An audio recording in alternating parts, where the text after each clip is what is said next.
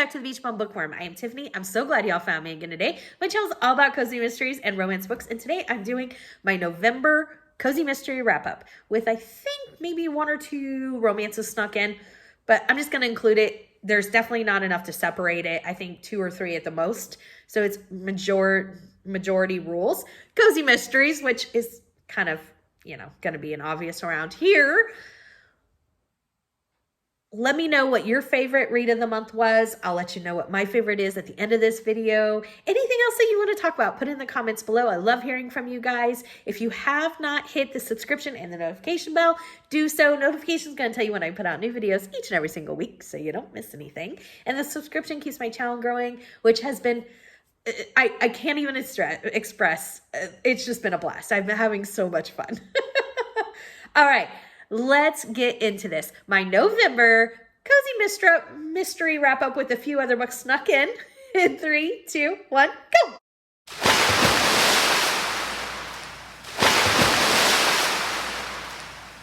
Let's talk some real quick announcements. On Storm's channel, we have Reading Sprints Monday night, 7 p.m. That's Storm from Storm Reads. Go check her out. Subscribe. She's amazing. She normally flip-flops weeks with Lee from Dark Roots Creations. Make sure you're subscribed to her. She is awesome. On Thursday, Reading Sprints will be on Sarah from the Bookish Knitters channel at 7 p.m. If they're not on Sarah's, they will be on mine at 7 p.m. Eastern. And then on Saturday, we have the Killing Time with Cozies group. It is a scavenger hunt. So this Saturday, December 17th, woo, telling you wrong. It will be weather condition in the title or on the cover. So rain, storm, wind, you get the idea. Hurricane, tornado, whatever it is, sunshine. If you don't read a book that has weather in the title or on the cover, you can always still join us. We're not going to force you to leave or force you to read a book. Come, hang out, chat, laugh, read with us. We have a blast. All right, now let's get into my November cozy mystery wrap up. First up, I read a series that is hugely popular, and this is the first one. I had not gotten into it. It's Curiosity Thrilled the Cat, #1 in the Magical Cat series. Again, wildly popular. This is by Sophie Kelly. I ended up giving it 4 cups of coffee. Really enjoyed it myself. So our main character, Kathleen, she moves to a small town in Minnesota to be like part of the renovation of the library there. She picks up 2 stray cats, Owen and Hercules, who are magical in every good possible way you can think of. Like, they were so much fun. So in this one, there's going to be a music festival. It's kind of like the Wild Rose Music Festival. Let me make sure of my notes. And somebody ends up dead, and all signs point to Kathleen. And not only is she working to figure out what's going on, but maybe Owen and Hercules are going to help her out. You know what I'm saying? Really fun. I can't wait to read the next one. Next up, I read Death of a Neighborhood Scrooge. This is the 16th book in the Jaine Austen Cozy Mystery series by Laura Levine. If you are not new, you know I absolutely love this series. I gave it 5 cups of coffee. I say this a lot, but this might have been my favorite of the series. I know, I say it all the time, but it was so much fun. So Lance, her best friend who lives in the apartment complex with her, he works at a shoe store, and a very rich customer asked him to watch her Bel Air mansion for the holidays, for Christmas. And he invites Jane along, and she's like, yeah, and there's a no pet policy at the mansion. So the lady even offers to pay for a cat sitting and dog sitting place for their animals. Well, the dog does just fine, but lo and behold, Prozac, which is Jane's cat that you hear a lot about in the series, who has a wild personality, and you really feel like it's another person. It's incredible. Attacks somebody on the very first day and is kicked out of this pet hotel. So now Jane has to figure out what to do with them. And so there's no pets allowed in this mansion where she's house sitting. So there's a neighbor that says that her and her husband will take care of the pet. Well, her husband is the neighborhood Scrooge, and he says he'll do it if Jane will help him with his manuscript. He was an actor back in the day. He wants to get back in the game, that sort of thing.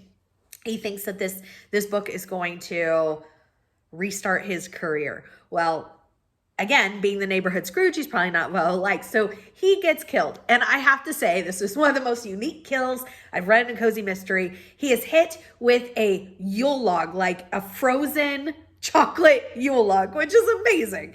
Whole book was fantastic. That series, I just can't say enough about. It's so funny. Next up, I read Death of a Gigolo. This is the 17th book in the Jaine Austen series by Laura Levine. I read them in order. I've kind of binged the series for a little bit at the end of last month and the beginning of this month because I have a NetGalley book of the newest one that I want to get to. So in this one, I gave it 4 cups of coffee. I loved it. So Jaine has been hired to ghostwrite a romance novel with someone who's trying to break into the romance author business. It's going to be called 50 Shades of Turquoise. Which I thought was funny. Okay, so the lady has buku money and she just kind of gets on whims where she wants to do this or that. And right now she wants to be a romance author. Okay, so she's hired Jaine and she has a staff and she has all these people that are loyal to her. Well, she meets this really young guy who it's clear to everybody else, including the reader, that he is just out for Daisy's money, which Daisy is the woman that hires Jaine. And he proposes, they get engaged, and someone doesn't like this. And so they put an end to the young man, Tommy. And of course, Jaine is going to figure out what's going on. Really enjoyed it. There are always laughs in this book. This whole series is just fun and quirky, and it's great. Next up, I read For Letter or Worse. This is the second book in the Stationery Shop series by Vivian Conroy. I gave this one 3 cups of coffee. Really enjoyed it. So in this one, our main character, Delta, and her best friend, Hazel, co-own a stationery shop in Tundish, Montana. Let me make sure I got the town right. Yes. Okay. So in the first book, our main character, Delta, moves to Montana to become a partner in this stationery shop with her best friend, Hazel. So now we're settled and they're going to do a card making birthday party for the stationery shop puts on events like that. They've been hired to do this card making birthday party for this former model and celebrity. And during the party, there's a threatening message that happens. And then one of the guests, the celebrity's sister-in-law, ends up dead. And Delta can't help to get involved. Really enjoyed it. What I like most about this, because I'm not a huge stationery person, so that doesn't draw me in, but the town, Tundish, Montana, is like this old, it's supposed to be like an old gold rush town. So everything is kind of themed off that. And the stationery shop where it's at is the old jail in town. So they've kind of kept some of that motif. And I just love that concept and it's so much fun. I will definitely be continuing this series. Next up, I read Bury the Evidence right here. This is the 7th book in the Cranberry Cove by Peg Cochran. It was a NetGalley review. I did a short review of it on a video earlier. So in this one, her stepmother is looking for a house and she hires a realtor and her and the realtor are together looking at houses. She wakes up and in the car with him, the stepmom, and he's dead. So, of course, Monica can't help to get involved. Even though she has so much going on in her life, she still has to figure out what it is. Plus, she's a little worried that her stepmother might be held accountable and this, that. So, she's on the case. Really liked it. 4 cups of coffee. Can't wait for the series to continue. It's so fun. Next up, I read Murder Glazed Donuts. This is the 6th book in the Bite-Size Cozy Mystery series, Bite-Size Bakery Cozy Mystery series by Rosie A. Point. She writes a ton of different KU series that are fabulous. I gave this one 4 cups of coffee. So our main characters, 2 main characters in this one, Ruby and Bee, although Ruby's really our central character. They are traveling bakers in this little food truck that does bite-sized bakery things, which I think is fabulous, and bakeries are one of my favorite themes, so I'm always drawn to it. In this one, they have come to a new town. What is the town's name that they're in? I knew it was something like really bakery related. Muffin, Massachusetts, and they have set up their food truck. Well, the local baker in town is not having any of it. She is very angry, and so somebody goes to try to make peace, Ruby, our main character goes to try to make peace with the local baker, and she finds that she's dead. Well, the spotlight's on these two, I keep saying Ruby and Bee. And so they're going to figure out what's going on. It's a short, fun, great series. Next up, I read my first romance of the month, Forget Me Not Cowboy. It is part of it's the second book in the Rustlers Creek series. I almost said Cozy Mystery series by Addison Fox. I gave it 2 cups of coffee. I cannot even tell you, when I was trying to make notes, I have no idea what happened in it. Even reading the synopsis couldn't jog my memory. Sometimes I have to read the synopsis, even in cozies, because when you read so many, but I don't know. I don't remember what I didn't like about it. No idea. Next up, I read A Ghostly Undertaking. This is the first book in the Ghostly Southern Mystery series by Tanya Kappas.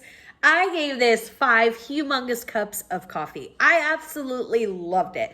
So our main character, what is our main character's name? Emily. So she works for her family's funeral home, and a while back she was hit on the head by a Santa Claus, and she thinks that she's had some hallucinations, but everybody in town is like, oh, that's not crazy Emily. She has funeral trauma, because they think that by spending so much time at the funeral home that she's got funeral trauma. So when she is working on a new client, yeah, I guess it's a client. Anyways, the lady that just passed away that she is preparing the funeral for is the town gossip. What was her name? Ruthie Sue Payne. And Ruthie Sue Payne appears before her. And Ruthie is insistent that Emily help solve her murder. The problem is a couple things. Of course, everybody still thinks she's crazy. Number 2, Ruthie Sue Payne is a pain in the butt. And number 3, and probably biggest problem, is that Ruthie Sue is insistent that the person who murdered her is Emily's grandmother. Emily's grandmother is a Spitfire, and her and Ruthie Sue are nemesis, and so she's insistent that her grandma bumped her off. Well, Emily wants her to go away, so she's going to help solve her murder. It was so much fun. The characters are fantastic. The narrator, I did the audio. The narrator was so good. I loved everything about it. It was funny. It was, the side characters are fantastic. I just can't say enough about it. 5 huge cups of coffee. I really loved it. So next up, I read another romance, The Cowboy Cookie Challenge. This is part of the Twilight, Texas series by Lori Wilde. I gave it 3 cups of coffee. So I did enjoy this one. There were just a few things that knocked it down in rating, just personal preferences, but it's a cowboy romance. So our main characters, Rowan and Andy. So Andy is a pediatric nurse, and Rowan's a recent widow, and his daughter ends up in the hospital, and Andy is her pediatric nurse. The other thing that's going on, so that kind of brings them together, but there's also this, so Andy has a childhood nemesis that they've kind of always butted heads, but they've also always tried to compete, and Andy always kind of loses. So the other woman always gets the better of Andy. And there's going to be this campfire cookout challenge. So cooking over the campfire. And Rowan, our main male protagonist, is kind of a celebrity at it. He used to make videos, and they even offered him like a TV show for it, all sorts of things. So Andy is trying to get him to teach her all of his ways. So they kind of come together through those things. Again, I did enjoy it. I will definitely read others in this series. There was just a couple personal preferences on why I rated it three cups of coffee. Like, I'm just not a big single parent romance fan. So that right there kind of was like, oh. But overall, very cute. I loved that it was Christmas themed, and I loved that it was a cowboy romance. So I will definitely check out more in the Twilight, Texas Christmas series. Next up, I read Ditch for Murder. This is the second book in the Sophie Kimball series by J.C. Eaton. Loved it. Gave it 5 cups of coffee. So I always thought it was just Harriet, which is Sophie's mom, that was crazy. You know, no. It might be all of the family at this point, because every time I meet somebody, we meet not necessarily meet. We hear about the aunt in other books, but the aunt is in this book. So Sophie's mother's sister, Harriet's sister, is getting married. She's in her think late 60s or early 70s, and she's this bridezilla, and she's asking everybody else basically to do all the work of planning the wedding for her, and then she's freaking out about everything. Along the way, there's not just one murder, there's a couple murders, and they're putting like dampers on the wedding, and it was wild, and I was there for it, and I loved it. I really recommend this series, and this was a fun addition to the series. It just was wild. The wedding, the whole bit, I loved it. 5 cups of coffee. I can't wait to get back to this series again. Next up, I read Calypso, Corpses, and Cooking. I gave it 4 cups of coffee. This is part of the Caribbean Kitchen Cozy Mystery series. It's number 2. I was looking for the number. I gave it, again, 4 cups of coffee. It's by Raquel V. Reyes. I did a short because this was a NetGalley, so there is a short NetGalley review of this. But basically, it's Halloween. Her mother-in-law is the most despicable of human beings in cozy mysteries. Like, she wins the award. She wants Miriam, our main character, to be a part of this fundraiser, or it's like a ball.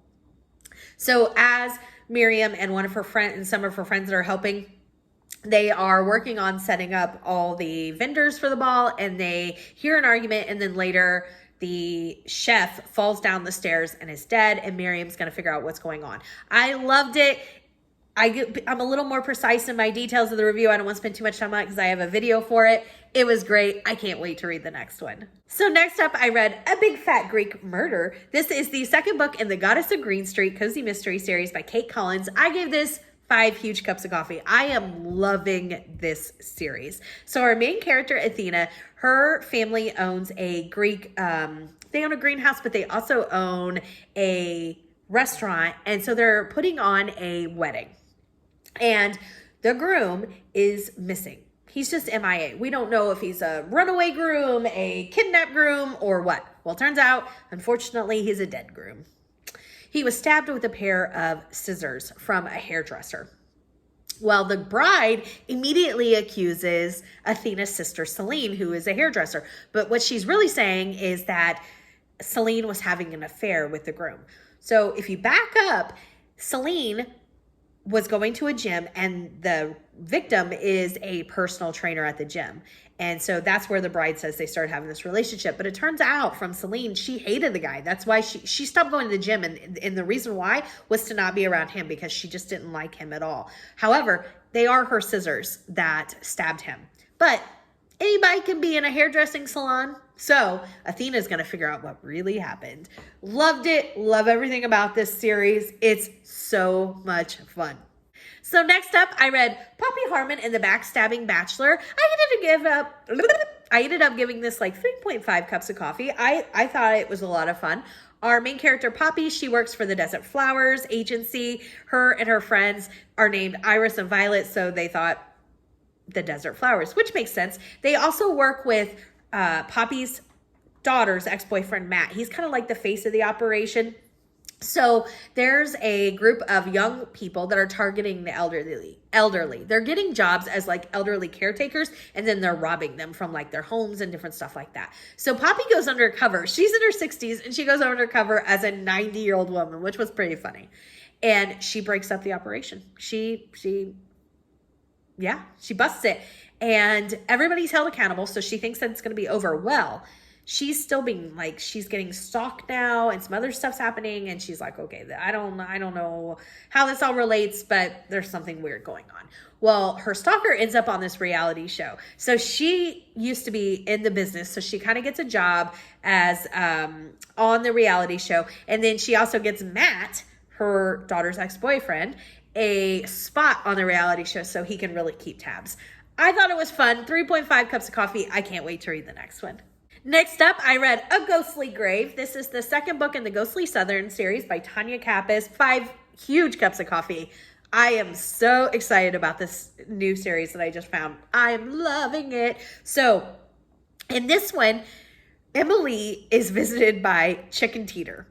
He has been buried and gone for 4 years. So she has to get his body exhumed, which doesn't look well for her family business. The external slumber funeral home. So Chicken Teeter raised a prize hen Lady Cluckington. This story is wild. It's so much fun. So she was his prized possession, pretty much the love of his life, even though he was married. And his wife basically played second fiddle to this hen. So Chicken has a couple people that he thinks might have had a little hand in his death, including his wife. There is an upcoming competition that Lady Cluckington was like raised to be in. And in order for his wife to get her inheritance from like his death, she has to take care of Lady Cluckington in all its glory until he has passed away of old age. And it was so much fun. It was hilarious. I can't say enough about this series. I am loving it. And the narrator is fantastic. The last book I read for the month, Christmas at the Amish Market. I gave this 5 cups of coffee. It was such a sweet, sweet Christmas Amish romance. It's by Shelley Shepherd Gray. I did not make a video, but this was a NetGalley arc. It is everything that you expect from a Christmas Amish book. It was just really cute and sweet, and that's all I can say about it. I loved it. 5 cups of coffee. It was a great way to end the month. All right, so favorite reads of the month. So I'm going to do it a little differently because I can.